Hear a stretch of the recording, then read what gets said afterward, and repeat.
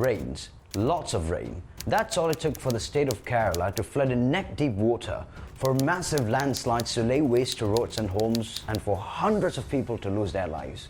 The state of Kerala is once again in the midst of a flood fury, just like last year and the year before, triggered by heavy rains claiming the lives of many, destroying resources and raising many more questions about government policies. This year's floods have claimed many lives and several people are reportedly missing, with the National Disaster Response Force and the armed forces being called in for the rescue operations. The state of Kerala has been witness to frequent floods for several years now, with the monsoon flood of 2018 immediately coming to mind. For those who can't remember, in August 2018, heavy rains triggered floods in the state, killing 483 people and forcing the evacuation of thousands of people. The government of India had declared the floods a calamity of severe nature, and many reports said that it was the worst since the one encounter in 1924. The flooding had caused unprecedented damage, estimated to be to the tune of 4 lakh crore rupees.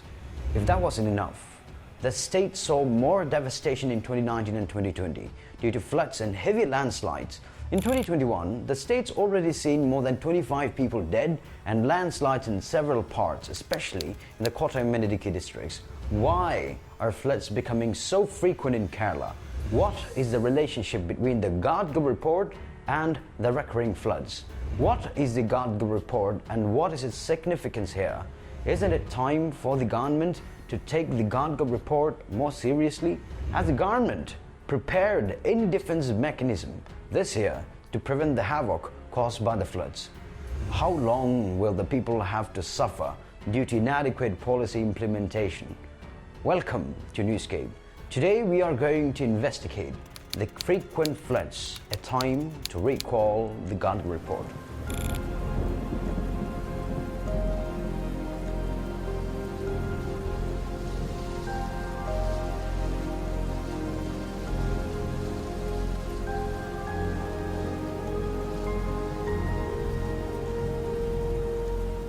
The state of Kerala has been in the news highlight nationally during the monsoon season due to heavy floods and landslides.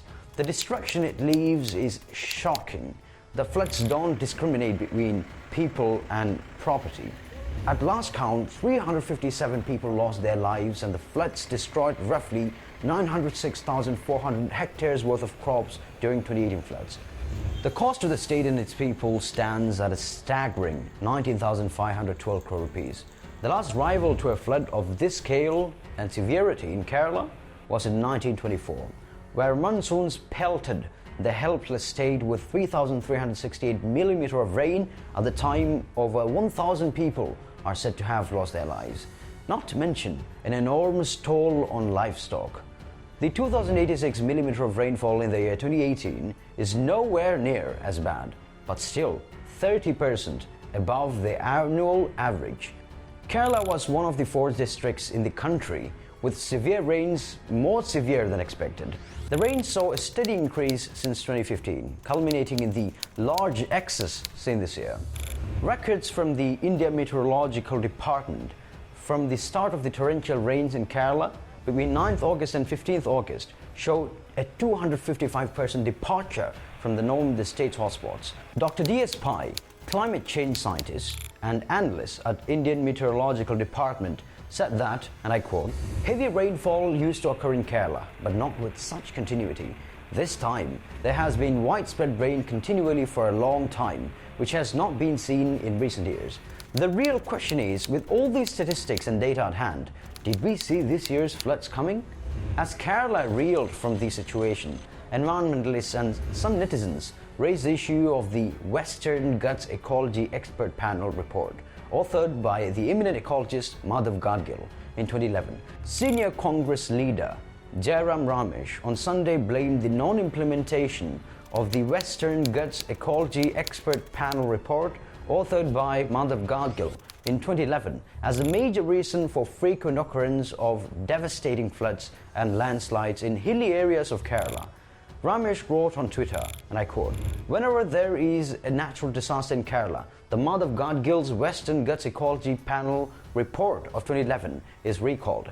A decade later, it remains unimplemented, despite devastating floods in 2018-2020. The former Union Environment Minister said that the report has continuing relevance for the entire Western Ghats extending over 6 states, but sadly, it has been mothballed while ecological destruction continues unabated." His statement comes as many social media users raise the need for implementation of Gadgil Committee report in protecting the ecology of Western Ghats, one of the world's largest biodiversity hotspots, in light of recent floods. So, what exactly is this report and what does it state? The Western Ghats Ecology Expert Panel, also known as Gadgil Commission, headed by ecologist Madhav Gadgil, was an environmental research commission appointed in 2010 by Ramesh when he was Union Environment Minister in the Manmohan Singh-led UPA government. The report, which was submitted on 31st August 2011, recommended that 64% of the Western Ghats area be declared as an ecologically sensitive area. The report had said that over 13,000 square kilometers located across 123 villages in 12 of Kerala's districts as ecologically sensitive areas. Interestingly, most of the villages were in Idukki district, which lies on the Western Ghats. The panel had also suggested strict curbs on mining, timber felling in the area. However, there was opposition from almost all political parties, with some even calling Gadgil as an eco-terrorist with a hidden agenda. The rejection of the Gadgil report led to the Union Environment Ministry appointing another panel in 2012, headed by space scientist K. Kasturarangan. The new panel was asked to examine the Gadgil report. In its submission, the Kasturarangan Committee drastically reduced the area to be protected from 64% to 37%. It also divided the Western Ghats into cultural lands, where there are currently human settlements, and natural lands. It recommended declaring cultural lands into an ecologically sensitive area, ESA. At the time, Gadgil said that the Kasturarangan panel destroyed the spirit of his panel's report. Ironically, no action was taken on either of the reports after widespread protests from the farmers, the church, and political parties. After the state witnessed utter devastation in 2018, speaking to the various regional media, Madhav Gadgil had said that irresponsible environmental policy was to be blamed for the floods and landslides in Kerala. He also called it a man-made calamity. He had categorically stated that the committee's reports had recommended protecting the resources with the cooperation of local self-governments and its people. But those recommendations were rejected altogether.